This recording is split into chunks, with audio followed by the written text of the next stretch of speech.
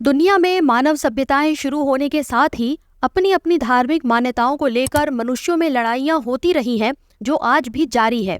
हर समुदाय खुद को दूसरे से श्रेष्ठ दिखाना चाहता है और दुनिया भर में अपनी सत्ता स्थापित करना चाहता है। समय के साथ साथ दुनिया दो समुदायों में बंट गई है। एक समुदाय है भारतीय धर्म, यानी वह धर्म या संप्रदाय जिनका जन्म भारत में हुआ था। दूसरे वो जिनका जन्म मिडल ईस्ट के देशों जैसे सऊदी अरब, इजराइल इत्यादि में हुआ था।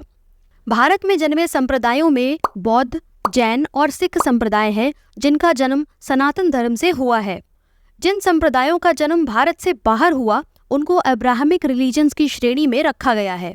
ये वो रिलीजन्स हैं जो इब्राहिम या अब्राहम को ईश्वर का पहला पैगंबर यानी मैसेंजर ऑफ गॉड मानते हैं।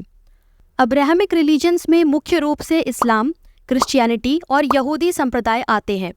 कुल मिला के दुनिया सनातन धर्म और अब्राहमिक रिलीजन्स में बटी हुई है। यह बंटवारा उचित भी है, क्योंकि सनातन धर्म और अब्राहमिक रिलीजन्स की शिक्षाओं और विचारों में बहुत अधिक अंतर है। हम यहाँ बौद्ध, जैन और सिख धर्म की बात अलग से नहीं करेंगे, क्योंकि ये सब सनातन में ही समाहित हैं। ये वीडियो मैंने अपने कुछ व्यूअर्स की डिमांड पर काफ़ी रिसर्च करके बनाई है। इस विषय पर इतनी डिटेल्ड वीडियो आपको YouTube पर नहीं मिलेगी। जो फैक्ट्स अपने रिसर्च के दौरान मुझे मिले हैं, उन्हें ही मैंने इस वीडियो में शामिल किया है। इसमें मेरी अपनी कोई पर्सनल ओपिनियन नहीं है। तो चलिए आज सनातन धर्म और अब्राहमिक रिलीजन्स के बीच एक मैच हो जाए। वीडियो को अंत तक देखिएगा, जिससे आप स्वयं निर्णय कर सकें कि इस मैच का विजेता कौन है। और हाँ, अपनी राय कमेंट करना बिल्कुल मत भूलिएगा। यह मैच है सनातन धर्म वर्सेस अब्राहमिक रिलीजन्स और आप देख रहे हैं लौटे सनातन की ओर। हम अक्सर अपनी सामान्य बोलचाल की भाषा में धर्म और रिलीजन शब्द को एक दूसरे के सिनोनिम्स के रूप में उपयोग करते हैं, पर यह सही नहीं है। धर्म और रिलीजन शब्द एक दूसरे से बहुत अलग हैं। दरअसल धर्म संस्कृत का एक शब्द है और रिलीजन अंग्रेजी का। संस्कृत के बहुत सारे शब्द ऐसे हैं जिनका कोई इंग्लिश ट्रांसलेशन है ही नहीं। संस्कृत का शब्दकोश इतना व्यापक है और इसमें इतने शब्द हैं जितना दुनिया की किसी अन्य भाषा में नहीं है। वहीं इंग्लिश की वोकैबुलरी में सीमित संख्या के शब्द हैं, जिनमें से रिलीजन भी एक शब्द है। संस्कृत भाषा के शब्द धर्म का कोई इंग्लिश ट्रांसलेशन नहीं है और इसी वजह से ये दोनों शब्द बिल्कुल अलग हैं। भारत में धर्म में रिलीजन की मिलावट करने का कार्य अंग्रेजों ने शुरू किया था, जिसको 1947 के बाद भारत की देशद्रोही सरकारों और वामपंथी इतिहासकारों ने जारी रखा। दुनिया में केवल एक ही धर्म है और वो है सनातन धर्म। वहीं सभी अब्राहमिक रिलीजन्स जैसे इस्लाम, क्रिश्चियनिटी इत्यादि धर्म नहीं बल्कि रिलीजन यानी पंथ या मजहब है। इन दोनों शब्दों का अंतर समझने के लिए हम साइंस और लॉजिक दोनों का उपयोग करेंगे, क्योंकि बिना साइंटिफिक प्रूफ्स और लॉजिक के किसी भी नतीजे पर नहीं पहुंचा जा सकता। अगर हम धर्म और रिलीजन के शाब्दिक अर्थ यानी लिटरल मीनिंग की बात करें, तो धर्म का अर्थ है वह जो धारण करने के योग्य हो, जिनको धारण करने से सभी सजीव और निर्जीवों का भला होता हो, उसे धर्म कहते हैं। सत्य, क्षमा, विद्या, दान, सत्कर्म इत्यादि सभी धारण करने योग्य हैं, इसलिए ये धर्म की श्रेणी में आते हैं। मनुस्मृति के अनुसार धर्म के 10 लक्षण हैं।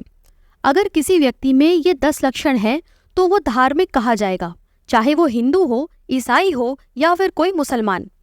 इन 10 लक्षणों को मनुस्मृति के 6ठे अध्याय में एक श्लोक के माध्यम से बताया गया है। धृतिः क्षमा दमोस्त्यम शौचमिनिद्रिय निग्रहः धी विद्या सत्यम क्रोधो दशकम धर्म लक्षणम।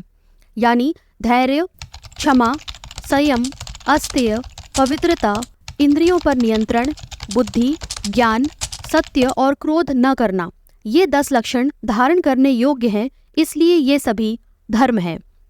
इसके विपरीत रिलीजन का अर्थ है संप्रदाय या मजहब या फेथ। रिलीजन एक ही प्रकार की परंपरा या विचारों को मानने वालों का समूह होता है। यहाँ सत्य, क्षमा, विद्या इत्यादि शब्दों का कोई स्थान नहीं है। दोनों शब्दों के अर्थ में ही इतना अंतर है कि अगर हम दोनों शब्दों की गहराई में उतरेंगे तो पता चलेगा कि वास्तव में धर्म और रिलीजन को एक दूसरे का पर्याय कहना कितना गलत है। दुनिया के हर अब्राहमिक रिलीजन की एक मुख्य पुस्तक है, जिसमें वो सारे रूल्स और कोड्स ऑफ कंडक्ट लिखे होते हैं जो रिलीजन के फॉलोअर को आंख बंद करके फॉलो करना होता है। दुनिया के सभी अब्राहमिक रिलीजन्स की अपनी अपनी एक पुस्तक है। जैसा कि हम जानते हैं कि क्रिश्चियंस बाइबल में लिखे रूल्स को फॉलो करते हैं, इस्लाम में कुरान में लिखी हुई बातों को फॉलो किया जाता है और यहूदी तोराह नाम की बुक को पवित्र मानते हैं। लेकिन सनातन धर्म के विषय में ऐसा नहीं है। धर्म किसी एक पुस्तक का अनुसरण नहीं करता। इसमें किसी एक बुक को आंख बंद करके फॉलो करने की कोई ज़बरदस्ती भी नहीं होती। धर्म कई पुस्तकों के ज्ञान को समझने और अपनी सूझबूझ के अनुसार उनका अनुसरण करने की सीख देता है। सनातन धर्म में वेद, उपनिषद, पुराण जैसी कई पुस्तकें हैं जिनको कोई भी व्यक्ति अपनी इच्छा अनुसार कभी भी पढ़ सकता है। वैज्ञानिक दृष्टिकोण से भी सनातन धर्म और अब्राहमिक रिलीजन्स में काफ़ी अंतर देखने को मिलता है। धर्म पूरी तरह से साइंटिफिक होता है, ब्रह्मांड के नियमों के अनुसार चलता है और इसमें लिखी बातें यूनिवर्स के अकॉर्डिंग हैं। उदाहरण के लिए सनातन धर्म ग्रंथों में हजारों सालों से ये लिखा हुआ है कि पृथ्वी गोल है। जियोग्राफी को भूगोल इसीलिए कहा गया है क्योंकि सनातन धर्म ग्रंथों में भू यानी पृथ्वी को गोल बताया गया है। इसके अलावा धर्म ग्रंथों में यह भी बताया गया है कि सोलर सिस्टम में सूर्य बीच में है और सारे ग्रह सूर्य का चक्कर लगा रहे हैं। इसके विपरीत कुरान और बाइबल में लिखा है कि धरती चपटी है और सोलर सिस्टम के बीच में सूर्य नहीं बल्कि पृथ्वी है और सूर्य पृथ्वी का चक्कर लगाता है। अंधविश्वास की हद तो यहाँ तक है कि 1600 में इटली के एक दार्शनिक जियोर्डानो ब्रूनो ने जब यह कहा कि पृथ्वी सूर्य का चक्कर लगाती है तो वहाँ के कैथोलिक चर्च ने उसे बाइबल का विरोध करने के आरोप में जिंदा जला दिया था। 16वीं सदी के वैज्ञानिक गैलीलियो गैलीलाई को यही बात कहने पर चर्च के द्वारा देश से निकाल दिया गया था। क्रिश्चियनिटी को मानने वाले पश्चिमी देशों ने पृथ्वी के गोल होने और सूर्य के सोलर सिस्टम के मध्य में होने की बात तब स्वीकारी जब इन्होंने स्वयं स्पेस में टेलीस्कोप्स भेजे और सैटेलाइट फोटोज देखे। वैसे इस्लाम तो आज भी मानने को तैयार नहीं है कि धरती चपटी नहीं बल्कि गोल है। सनातन धर्म और अब्राहमिक रिलीजन्स के बीच यही विरोधाभास समय के कॉन्सेप्ट के बारे में भी देखने को मिलता है। सनातन धर्म के अनुसार समय का चक्र सदैव चलता रहता है, यानी टाइम साइक्लिक होता है। इसके अनुसार मनुष्य अपनी मृत्यु के बाद कुछ समय के लिए अपने कर्मों के अनुसार स्वर्ग या नर्क में रहता है और फिर दोबारा पृथ्वी पर जन्म लेता है। इस प्रकार जीवन मृत्यु का चक्र चलता रहता है। धर्म के अनुसार ये सृष्टि एक चक्र में चलती है। सृष्टि का विनाश होता है, फिर निर्माण होता है और निर्माण विनाश निरंतर चलता है। धर्म के अनुसार पुनर्जन्म होता है, जबकि अब्राहमिक रिलीजन्स के अनुसार टाइम लीनियर होता है। मनुष्य की मृत्यु के बाद वो धरती के अंदर तब तक रहता है जब तक कयामत ना आ जाए। कयामत वाले दिन उस व्यक्ति को जन्नत यानी स्वर्ग या दोजख यानी नर्क मिलता है। क्रिश्चियनिटी में कयामत को जजमेंट डे कहा जाता है, जिस दिन सबका हिसाब किया जाएगा कि उसे हेवन मिलेगा या हेल। यहाँ कर्मों का कोई महत्व नहीं होता है। हेवन या जन्नत उसी को मिलता है जिसने अपने मजहब की किताब में दिए गए आदेशों का कड़ाई से पालन किया हो। अब्राहमिक रिलीजन्स जन्म और मृत्यु के चक्र में विश्वास नहीं करते और ये पुनर्जन्म के सिद्धांत को नहीं मानते। आपने देखा होगा कि किसी ईसाई के मरने पर उसके लिए रेस्ट इन पीस लिखा जाता है, क्योंकि उनके अनुसार जजमेंट डे आने तक हर कोई धरती के नीचे विश्राम करता है।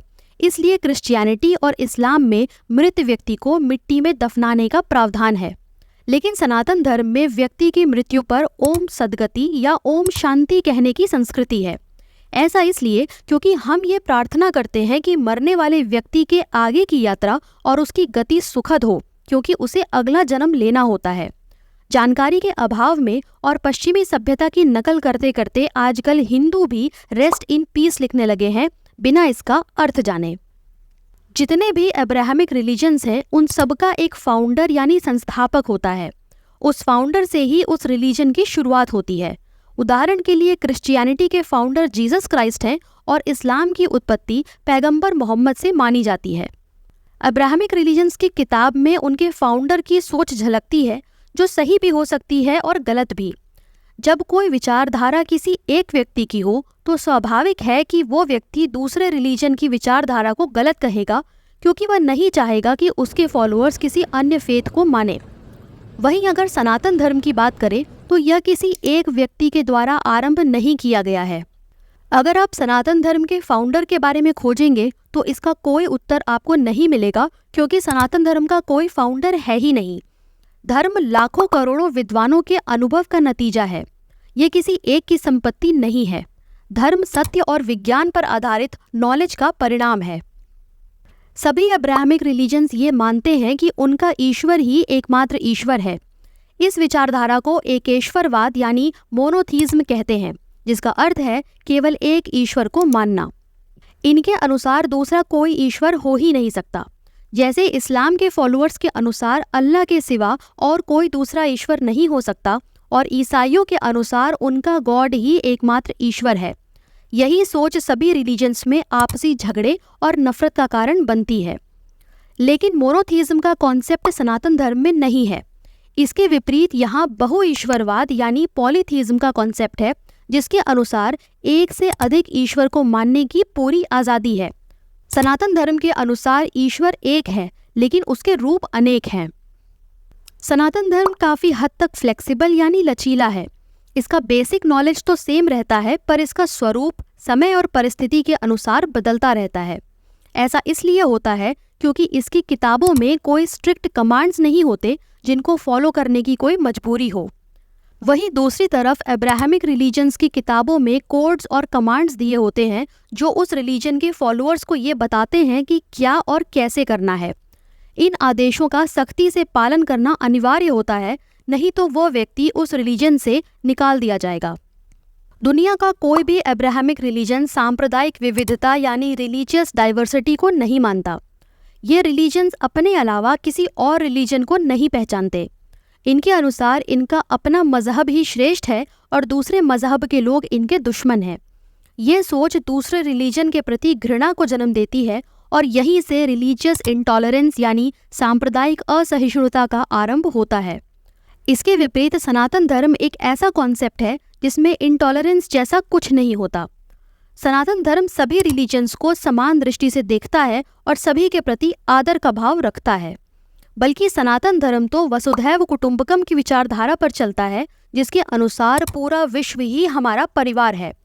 इसलिए भारत, जहां 80% जनसंख्या हिंदुओं की है, वहां अलग अलग संस्कृति और संप्रदाय होने के बाद भी सभी लोग एक साथ रह सकते हैं। दुनिया का कोई और देश ऐसा नहीं है जहां सभी संप्रदाय के लोग एक साथ शांतिपूर्वक रह सके। हर देश की अपनी एक सांप्रदायिक पहचान है। कोई देश इस्लामिक है तो कोई ईसाई। इनमें से कई देशों में दूसरे मजहब और सनातन धर्म के लोगों के लिए कोई जगह नहीं है, और जो दूसरे संप्रदाय के लोग ऐसे देशों में रह भी रहे हैं, उन्हें कोई अधिकार नहीं दिया गया है। अगर हम भारत की बात करें तो पूरी दुनिया में भारत जितना सहिष्णु और विविधताओं से भरा देश कहीं भी नहीं है। ये केवल इसलिए संभव है क्योंकि आज भी भारत में अधिकतर लोग सनातन धर्म को मानने वाले हैं।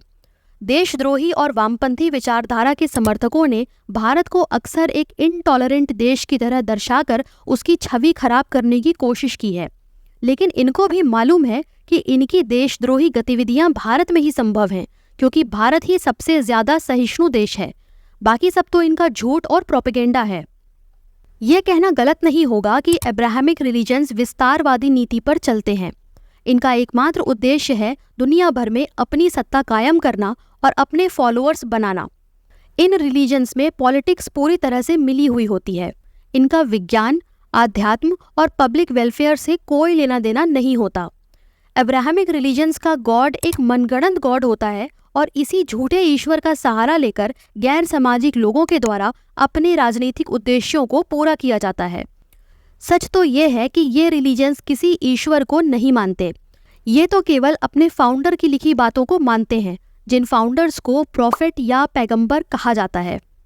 इसके विपरीत सनातन धर्म पूरी तरह से साइंस और स्पिरिचुअलिटी पर आधारित होता है, और इसका पॉलिटिक्स से कोई नाता नहीं होता, क्योंकि धर्म का उद्देश्य अपना राज स्थापित करना नहीं बल्कि सत्य की खोज करना होता है, और सत्य की खोज का पॉलिटिक्स से कोई संबंध नहीं होता। धर्म का संबंध केवल विज्ञान और आध्यात्म से होता है। सनातन धर्म की हर पुस्तक, चाहे वो वेद हो, पुराण हो या फिर उपनिषद, इन सभी में science, maths, philosophy, medicine, architecture इत्यादि भरा पड़ा है। सनातन धर्म की पुस्तकें ही दुनिया की एकमात्र ऐसी पुस्तकें हैं जिनमें विज्ञान के अलावा ईश्वर प्राप्ति का ज्ञान भी दिया गया है।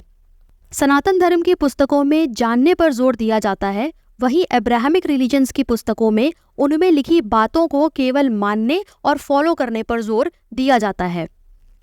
एक और बात जो सनातन धर्म को अब्राहमिक रिलीजन से अलग करती है वो है प्रश्न करने की छूट।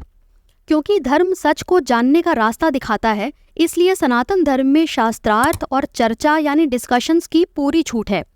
यहाँ हर प्रकार के प्रश्न किए जा सकते हैं और अगर आप किसी उत्तर से संतुष्ट नहीं हैं तो अपनी असहमति और ऑब्जेक्शंस भी खुल के बता सकते हैं। प्राचीन समय में होने वाले शास्त्रार्थ ये स्पष्ट करते हैं कि सनातन धर्म हमेशा से ही बदलाव को स्वीकार करता रहा है।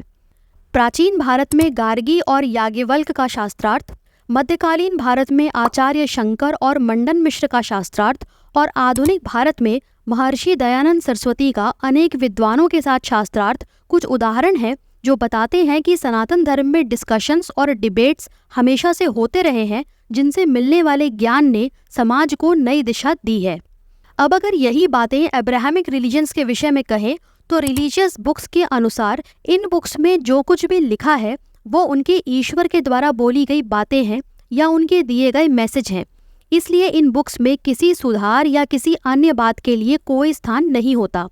जो लिख दिया गया वह पत्थर की लकीर है और सबके लिए उसे आंख बंद करके मानना अनिवार्य है। रिलीजन में लिखी किसी भी बात पर प्रश्न नहीं किया जा सकता। यहाँ शास्त्रार्थ और चर्चा के लिए कोई स्थान नहीं है। मजहब पर किसी भी तरह का प्रश्न करने वाले को समाज से निकाल दिया जाता है।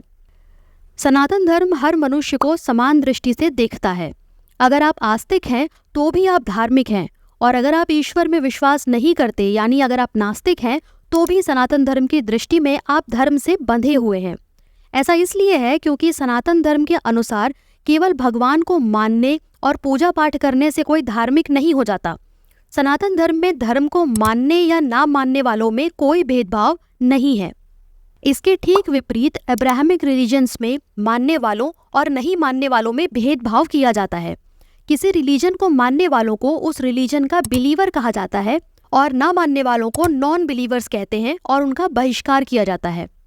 उदाहरण के लिए अगर आप अल्लाह को मानते हैं, पैगंबर मोहम्मद को मानते हैं, दिन में 5 बार नमाज पढ़ते हैं, कुरान पढ़ते हैं, मस्जिद जाते हैं और रमज़ान के दौरान रोज़े रखते हैं तो आप मुसलमान हैं और इस्लाम में रहने लायक हैं, वरना आपको काफिर कह के इस्लाम से निकाल दिया जाएगा। रिलीजन में किसी प्रकार की समानता की बात नहीं होती।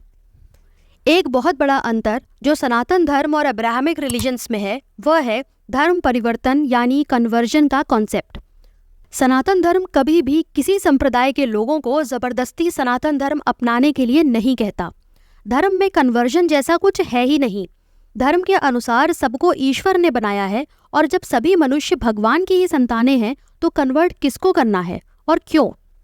जबकि दुनिया के मुख्य अब्राहमिक रिलीजन्स चाहे वो इस्लाम हो या क्रिश्चियनिटी, इनका मुख्य उद्देश्य है दूसरों को जबरदस्ती कन्वर्ट करके अपने रिलीजन में शामिल करना ताकि वे पूरी दुनिया पर अपना शासन कर सकें। ये धर्म परिवर्तन तलवार के जोर पर या फिर धन दौलत का लालच देकर करवाया जाता है। दूसरे धर्म या संप्रदाय की लड़कियों के साथ शादी करके उनसे जबरदस्ती अपना मजहब स्वीकार करवाना भी धर्मांतरण का एक तरीका है। प्राचीन समय में ईसाई या मुस्लिम इन्वेडर्स दूसरे देशों पर आक्रमण करके वहां लूटपाट किया करते थे और बलपूर्वक धर्म परिवर्तन करवाया करते थे। जोर जबरदस्ती से धर्मांतरण करवाने की इस प्रक्रिया को इस्लाम में जिहाद का नाम दिया गया है। जो लोग धर्म परिवर्तन नहीं करते थे उन्हें गुलाम बना लिया जाता था या मार दिया जाता था। सऊदी अरब, अफगानिस्तान, ईरान, इराक, इंडोनेशिया जैसे देश इस्लामिक जिहाद का ही नतीजा हैं। इसी प्रकार यूरोप और अमेरिका भी जबरदस्ती किए गए धर्मांतरण के कारण ईसाई बने हैं।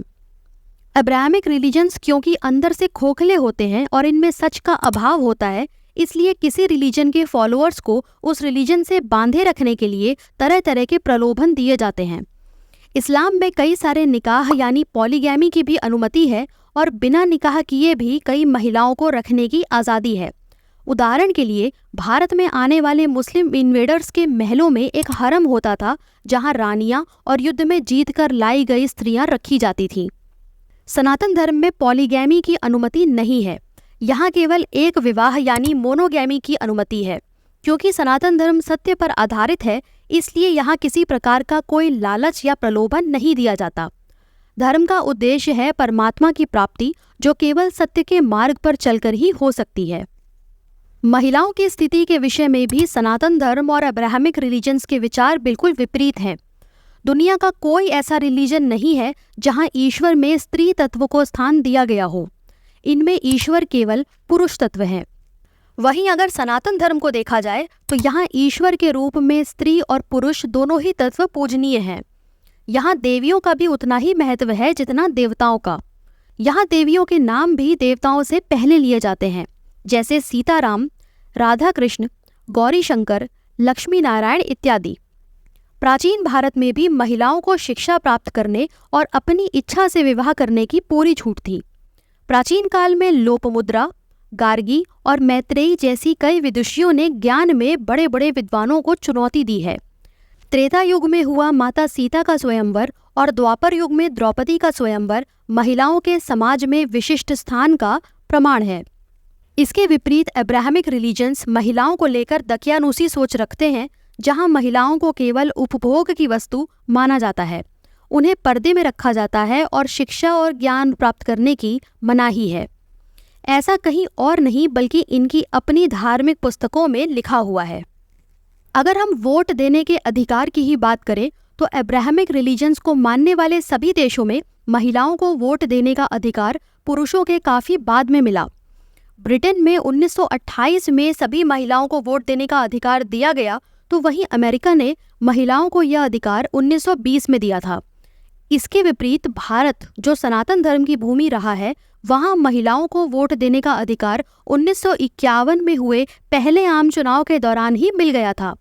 1951 में आज़ादी के बाद पहली बार भारत में आम चुनाव हुए थे। सनातन धर्म के मूल्य पुरुष और स्त्री में भेदभाव नहीं करते, पर विडंबना देखिए कि आज महिला सशक्तिकरण के नाम पर सनातन समाज की महिलाओं को दीनहीन दिखाने का कार्य किया जा रहा है। अब्राहमिक रिलीजन जहां वास्तव में महिलाओं की स्थिति खराब है, उस पर सब चुप रहते हैं। यह वामपंथी प्रोपेगेंडा नहीं तो और क्या है। अभी तक हमने जितने भी विषयों पर चर्चा की, उनसे तो यही पता चलता है कि दुनिया के मुख्य अब्राहमिक रिलीजन्स अपने राजनीतिक फायदे के लिए चलाए गए और इनमें ईश्वर प्राप्ति जैसा कुछ भी नहीं है। दुनिया में 2 अब्राहमिक रिलीजन्स प्रमुख हैं, इस्लाम और क्रिश्चियनिटी। इनके रिलीजियस बुक्स पढ़ने से ये पता चलता है कि ये पूरी तरह से अप्राकृतिक हैं और अवैज्ञानिक विचारों पर टिके हुए हैं। इन्हें उन स्थानों पर चलाया गया था जहां लोगों में ज्ञान का अभाव था। उन्हें जैसा समझाया गया वे समझ गए और जो नहीं समझे उन्हें मार दिया गया। जबकि सनातन धर्म लाखों सालों के आध्यात्मिक ज्ञान और विज्ञान का परिणाम है, जो सत्य पर टिका हुआ है। इसलिए धर्म साइंटिफिक नहीं है, बल्कि साइंस की उत्पत्ति ही धर्म से हुई है। समस्त संसार में एक ही धर्म था, है और हमेशा रहेगा, और वो है सनातन धर्म। अब आप कमेंट करके ये बताइए कि आपके अनुसार सनातन धर्म और अब्राहमिक रिलीजन्स के इस मैच का विजेता कौन रहा। इसके साथ ही वीडियो को लाइक करके चैनल सब्सक्राइब करें और बेल नोटिफिकेशन दबाना ना भूलें।